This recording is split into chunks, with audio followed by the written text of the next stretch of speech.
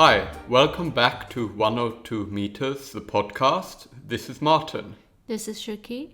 Today we will be talking about Gerhard Richter, perhaps arguably the most successful living artist both on the art market and institutionally.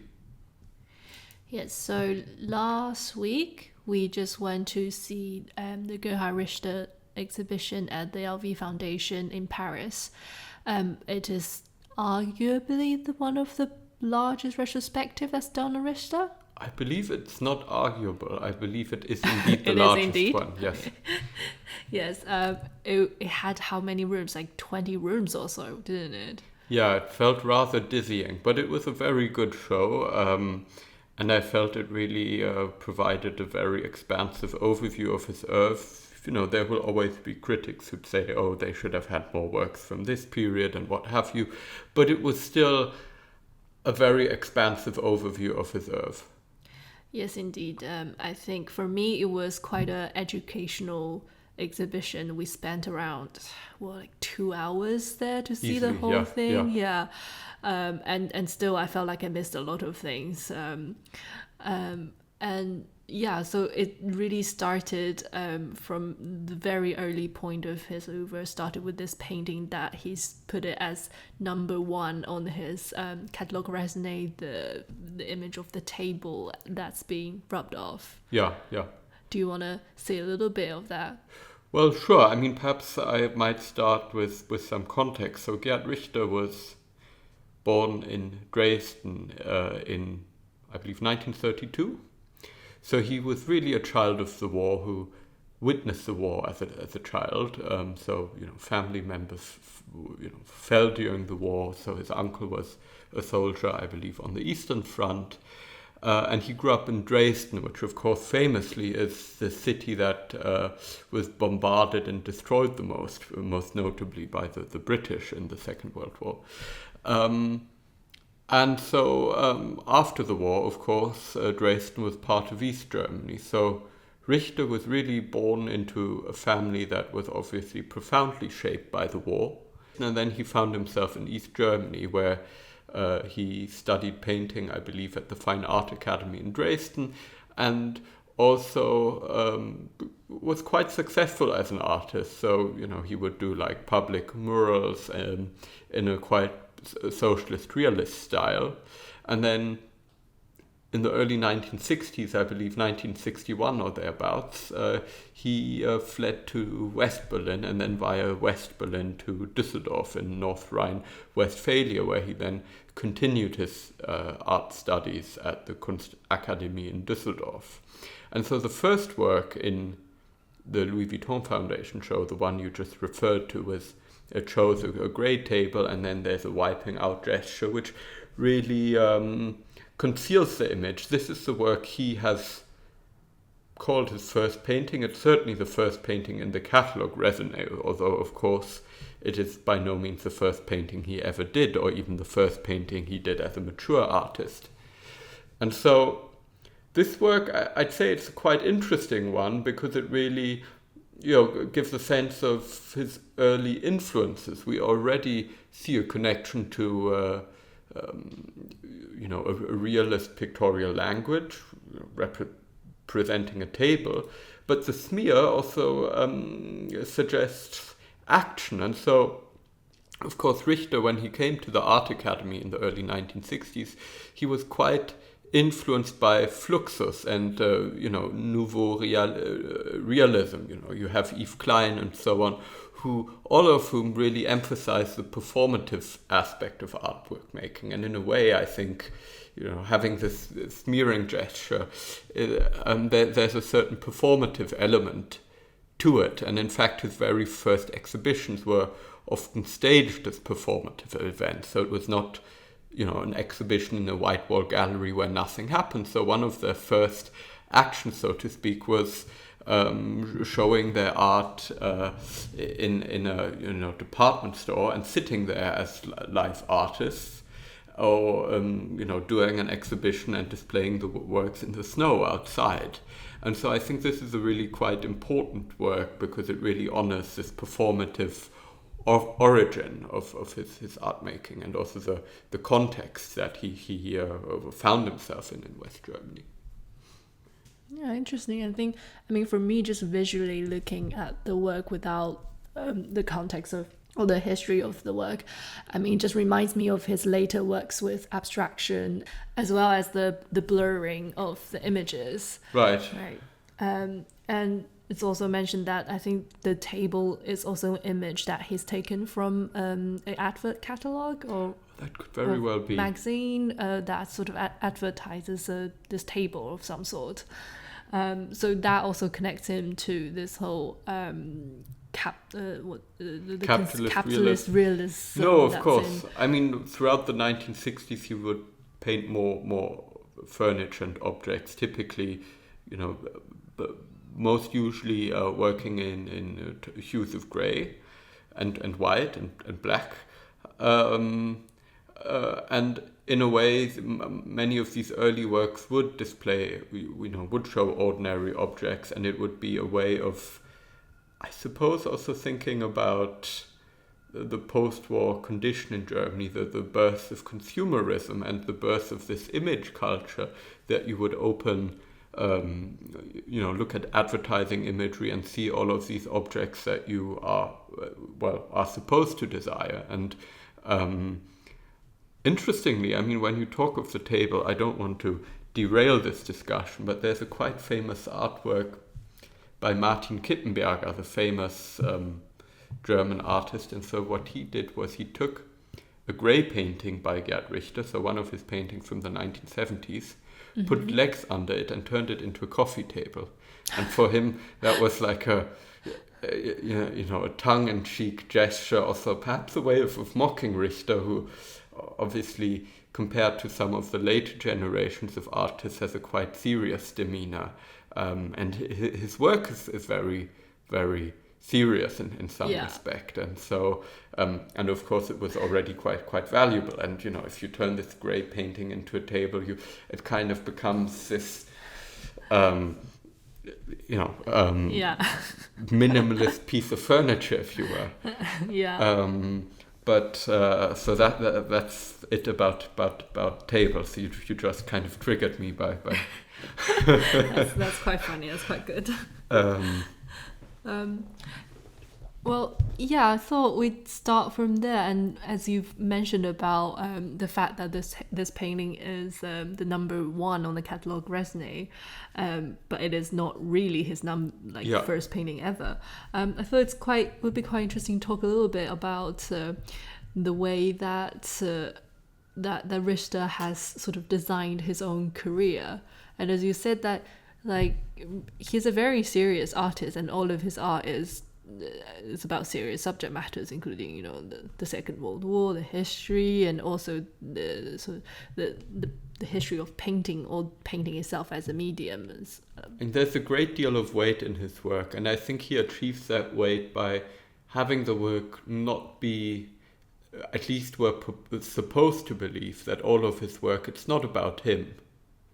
He's in a way exploring our visual culture, obviously also German history, and so he is just observing the greater events and doing work that captures the tragedy, the weight, and also the state of society. Whether it would be painting, photo paintings of media imagery as a way of questioning.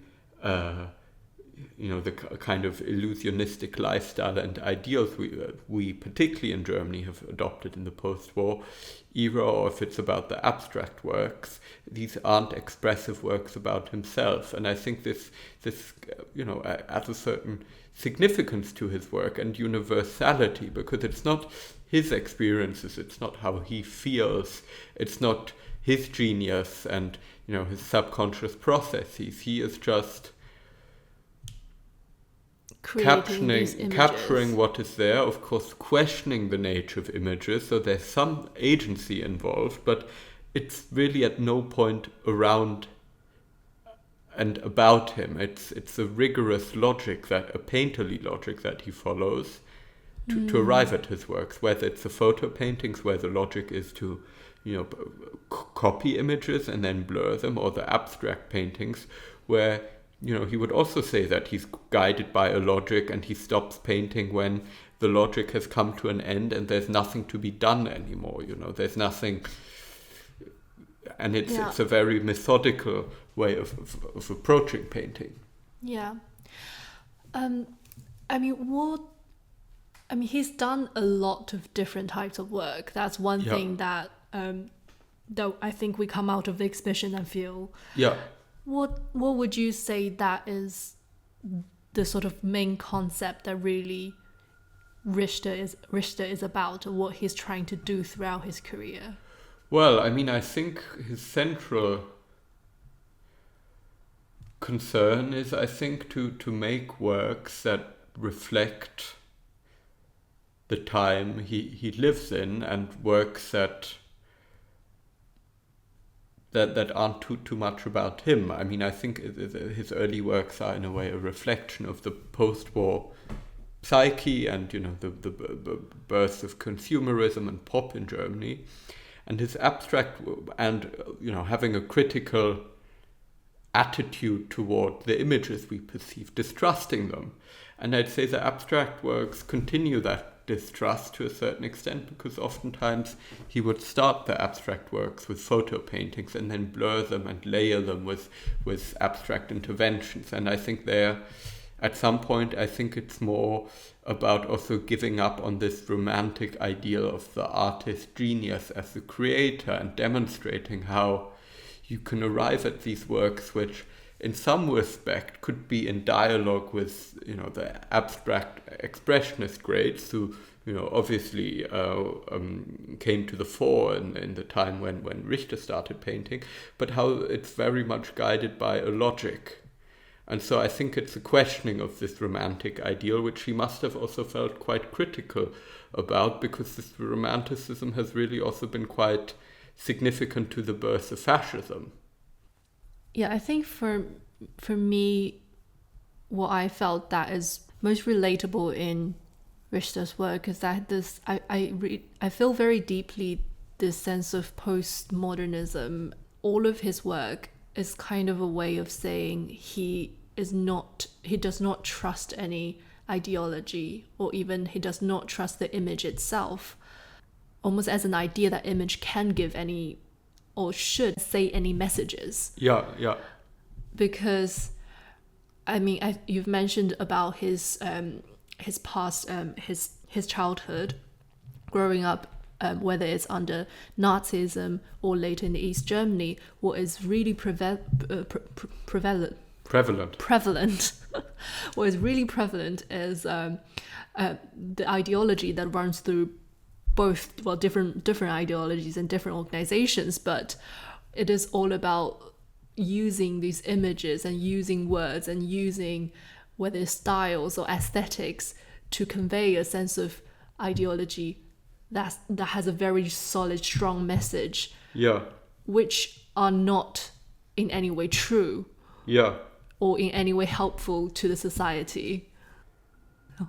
Well, to me, it seems like a sound goal to aspire to, and it's interesting that it's very much at odds with what some later, predominantly Afro-American artists have thought to find in their oeuvre by having their work be very parochial to certain political goals and aims. And this, I suppose at the heart there's also this question, how should art relate to propaganda?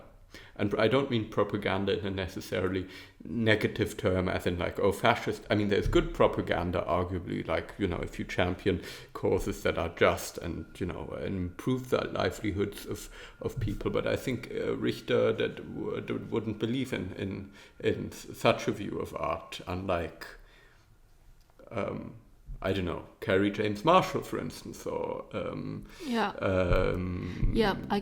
I feel like that is the one very strong message that I can feel from Richter's work. Whether it's to blur an old photograph, a historic image, or it's the way that he's painted his abstract paintings. What's often mentioned in a lot of articles that's written about Richter, there seems to mention this they use this word a lot, is nature, that he wants his painting to be like nature, which is totally, in his sense, that it is something that's completely the opposite of the human. Yeah. Like, it is not, there's no intention, there's no, in a sense, there's no choices that's being made intentionally, that he wants it to be as if it is what it is. And I mean, I think there are, of course, choices he makes. Yeah, of course, yeah. But it's not a celebration of these choices. I mean, that's not what it's about. Yeah, exactly. And I mean, obviously, with photo paintings, there are choices. He chooses the images. He paints the images. He amends the images with, a dry brush.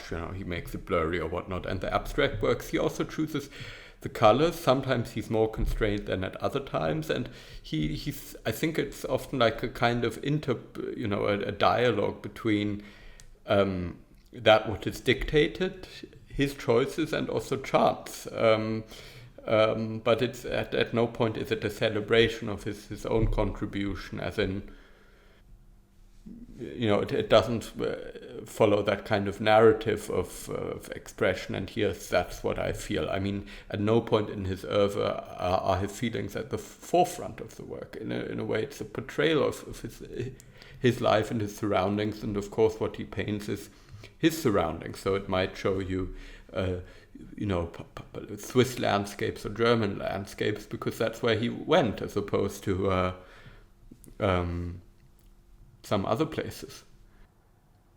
I think one interesting question to ponder is, why is he the most significant artist of our time? I mean, why is it? Why is he so significant, more significant than other painters? He's clearly not the only one who's done photo paintings, and he's certainly not the best photo painter, at least if you compare him to, say, I don't know, the American photorealists or what have you. He's clearly not the only abstract painter, and clearly also not the first. So what's so special about him? In a way, the only artist you can perhaps compare to him, the only living artist in terms of success, is David Hockney. Yeah, I mean, why is he so important? I have no idea. I mean, for me, I think in terms of his market success, I think, especially in recent years, I think the abstract paintings are definitely the more popular ones, comparing to everything else, really. Yeah, but that wasn't that way always. I mean, the second highest price for Richter painting is that of Milan. What's the name of the square? But so it wasn't always that way, and I think, obviously a change has occurred. To me, the 1960s works, they sometimes feel somewhat dated, because they, it really often pertains, even if only implicitly, it pertains to the war and, the post-war kind of opening. And in a way, people collecting today, most of them did not witness the war and its immediate aftermath. And so I think the abstract works, they feel far more universal in that respect. You don't, they're less dated in a way. Yeah, I mean, I think to me the photo paintings, especially the earlier ones, that's much to do with whether it's the history of Germany or his family history. I think they're almost like history paintings, but obviously kind of more conceptual and several times removed history paintings. Yeah. But with the new abstract works, quite interesting. I mean, a lot of people say is that when you look at these works, you can imagine so many things yourself. You can see so many things in there. I mean, someone who came with us to see the show, she was like, with this work, you can see the waterfall and a woodland and whatever you imagine in there. And you can just look at the painting for ages and ages and coming up with different things. I mean, I suppose the success of Richter, which distinguishes him from other artists, is that with the abstract oeuvre, you have this part that it's not tied to a particular historical moment. And many other German artists of his generation, even Georg Baselitz, even Anselm Kiefer, Sigmar Polke, Martin Kippenberger. It feels far more parochial. It's far more concerned with Germany, and it's often quite explicit commentary about Germany. But these abstract works are completely separate, and in a way, what they get at is, it's more like deeper human tensions, and how do we come to terms with chaos and the interplay of chaos and control. I mean, that's what I'd see in his works, but of course others might also see images such as waterfalls and woodlands and what have you. But it makes it far more universal. Interesting. Chaos and control. Well, I mean, in a way, I'd say that the paintings ask the question, how do we come to terms in a chaotic world we cannot fully control? And in a way, I see his paintings as embracing the uncertainty of life and the fact that we can't control so much. And it's kind of finding a middle path between control and complete chaos. And that's something quite relatable. And I think it's something that many artists have, to a certain extent, also embraced in their, particularly post-war artists. I mean, another one I feel inclined to associate Richter with, even though it's completely separate, is Alberto Burri, who would do paintings with a blowtorch, and he would burn into the plastic and create those works where, the final composition, how it looks like, it's also not within his control. It's a kind of dance. Yeah, I've never really thought of it like that, I guess, with control and chaos, and in such philosophical, humanly terms with Richter's abstract paintings. I feel like, I guess, I came across his paintings quite late. So, I mean, what these abstract works remind me of visually, it's first a lot of these really badly done Instagram abstract paintings. I think that's a legitimate comment. I mean, because before I've ever looked at a proper Richter painting, like knowingly, yeah. I've looked at so many just bad abstract works on Instagram. I'm sure this is where like the inspiration comes from, Richter, right? And many of his works do have this.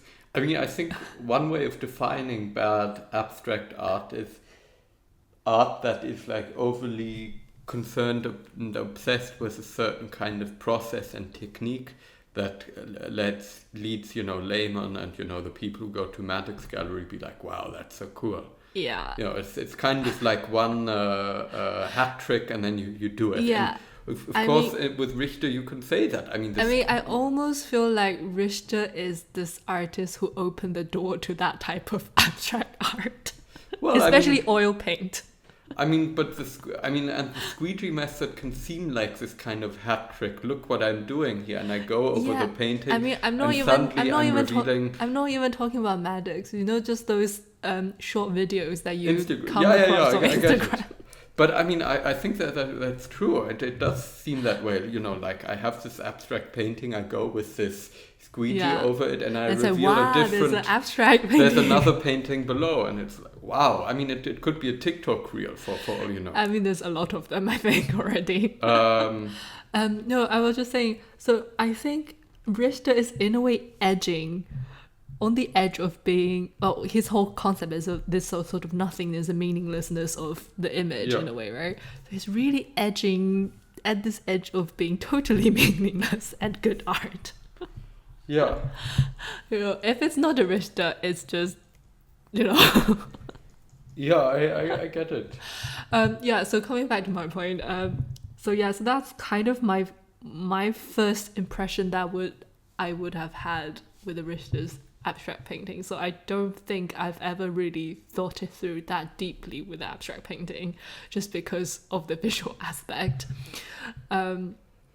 But especially after looking at this show and seeing more of his work in real life, I think what his abstract work, what's so astonishing about it is the complexity of the work, like how how well done it is, because there's just so many different layers, and the sort of the composition of the coloring in a good Richter work, it is enormously complex. Yeah.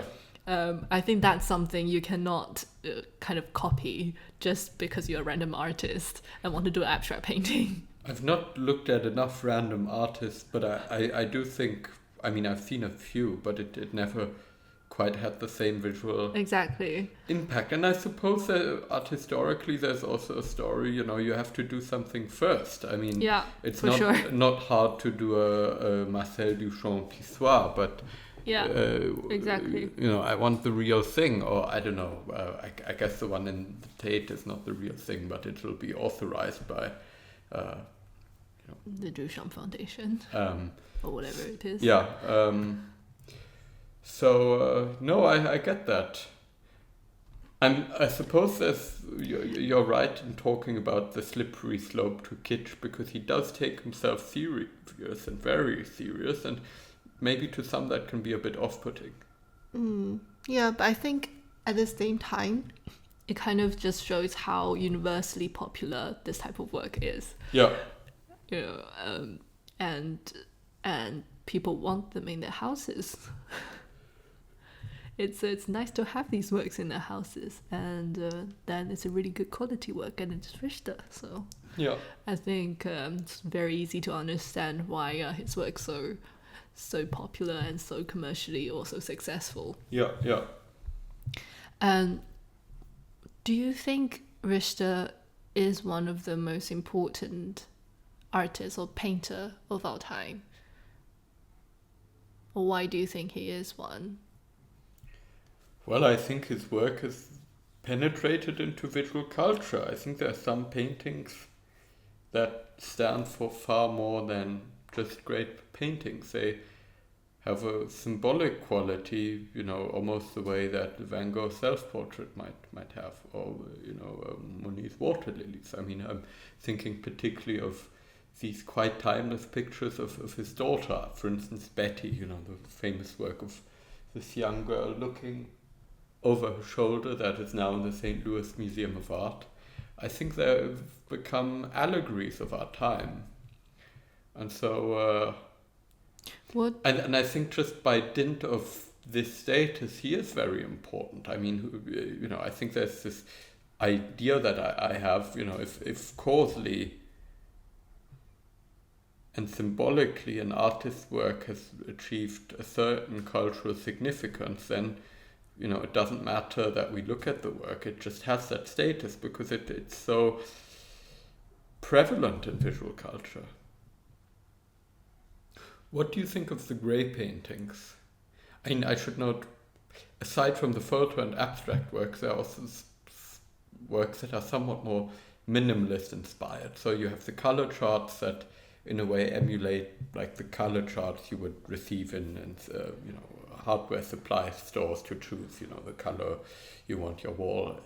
And so he did these on a large scale, but he also did paintings. And the grey paintings, they were done in the early 1970s, really in a moment of crisis. So once he during a time when he ceased doing his photo paintings, he had not yet really found his, you know, abstract, more gestural language or free abstractions. So it was really, in some way, at a time of crisis and in between us. Yeah, I guess with these works, you can really think about them in the context also of minimalism and conceptualist art that's also arising in America. I mean, it's about, I mean, the great paintings are really about the exploration of the paint and the brushworks, and in themselves that's kind of devoid of any colors or emotions or expressions, because they're just great, gigantic, great paintings. Yeah, yeah.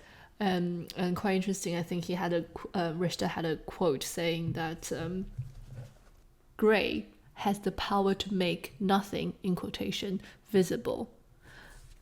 I suppose grey is also the mixture of all other colors, really. If you mix all colors together, I mean, you either arrive with like a brown or grey.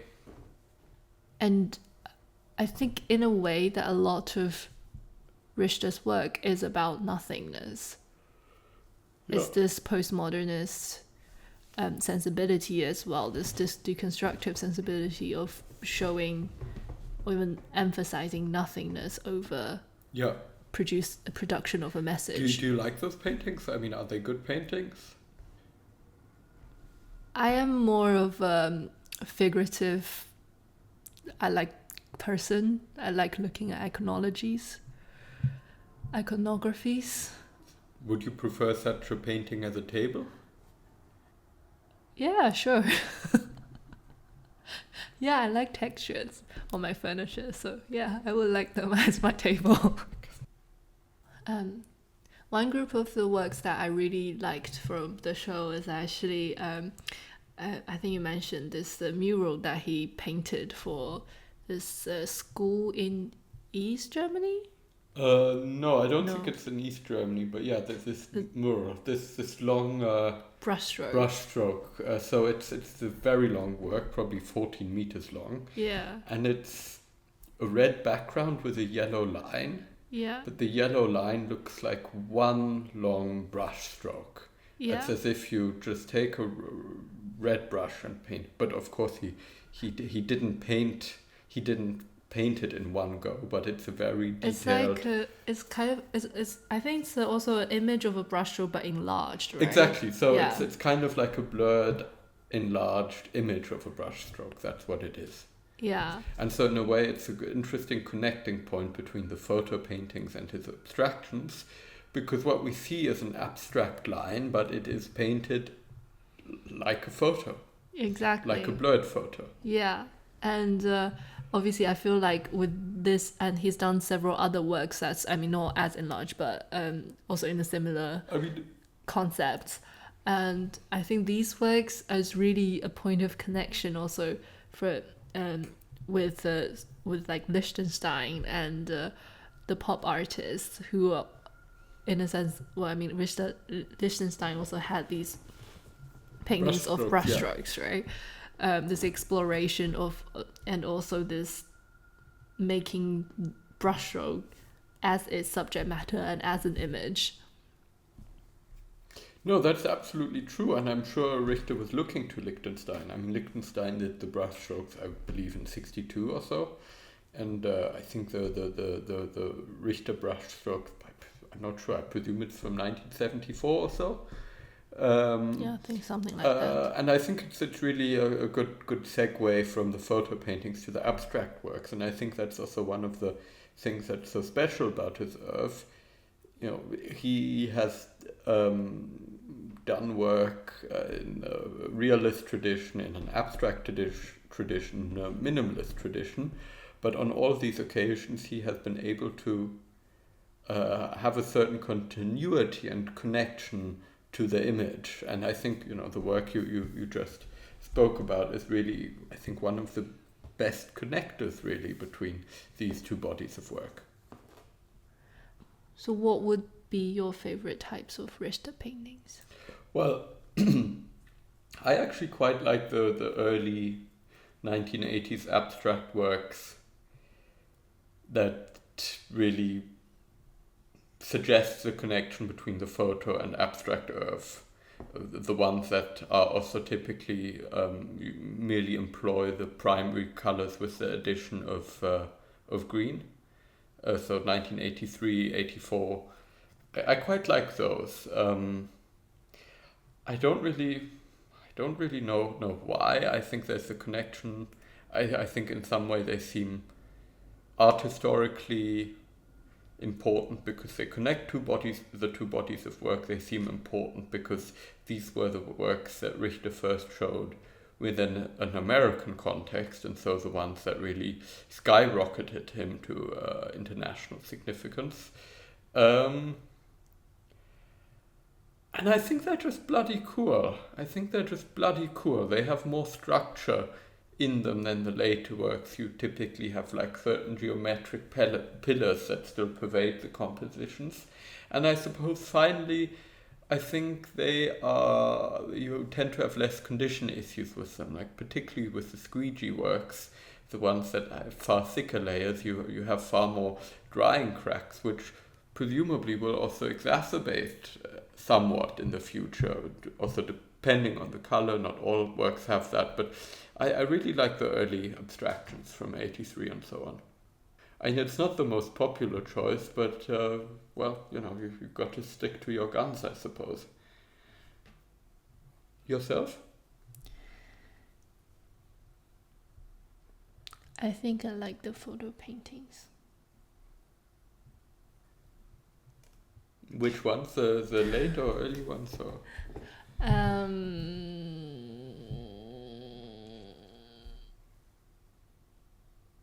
I like the early photo paintings.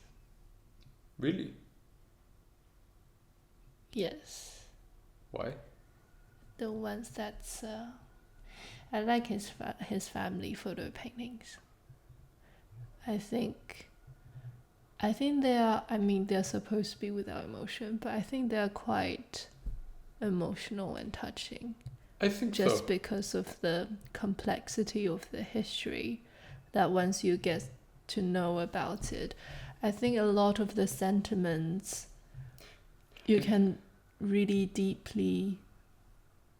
And there's a certain sentimentality just by dint of his choice of images, showing him as a baby with his aunt who, was killed by the Nazis because she, had some cognitive impairment of some sort. And yeah, I think that kind of... I think what I found particularly touching about these paintings also this connection to... it's really this connection between history with the big capitalized H and the person and the family history and memory of everything. I think that's something somewhat very lacking in our family history. Yeah. In modern day China, that you don't really know what your history is. Yeah. That's interesting. I suppose that's also one of the most effective ways of making history powerful. It's hard for us as individuals to relate to big events and, things like, the Great Leap Forward. We think in individual images, really. Exactly. And, if we see families and have a sense of, heck, they're like us, that's far more moving than listening to statistics on body count and what have you. Yeah, exactly. And I think I'm also just fascinated by this blurring of images. I don't feel like I've been able to put my finger on why exactly they're so fascinating to me yet. Yeah. I think it can allude to a lot of things, this veiling of an image. There's one thing that it kind of reminds me of how pictures are painted within the picture. So for example, in Whistler's portrait of his mother, in the background you get this little image of the print that Whistler makes that's hanging on the wall. And also for example in Las Meninas, you get the mirror that shows the two, the queen and the king, in reflection in the background, and also the picture hanging on the wall in the background. And also in a lot of these Dutch interior paintings, you also, from the 17th century, you see a lot of houses, and in the houses you have pictures hanging, but all of the pictures, they're kind of all blurred. It's not exactly what they kind of allude to in certain cases real paintings, but they're all painted in a way that's extremely blurred. Yeah. I don't know, I just find this whole idea of blurring an image and what does that really do to you psychologically, and what does that mean, quite fascinating. Yeah. And this way of sort of whether it's removing yourself, the artist, or even removing the audience and the images itself. we're just, in a way, the image gives us the hope of going back in time and participating and witnessing a moment, but yet we can't quite do that. There's always a certain haze and layer in between. Yeah, I mean, a lot of people say it's kind of like memory. It's blurred, but also there's this sense that it's almost like a found, like image that is found, the image that's just there. That's not like an image within the picture. You kind of just spot it there, but it's not. There isn't that forefront intention because it's not the foreground picture. It's a picture in the background.